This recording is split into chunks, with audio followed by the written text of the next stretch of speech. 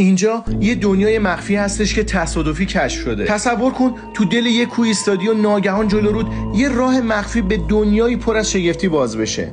این دقیقاً همون اتفاقیه که سال 1367 افتاده.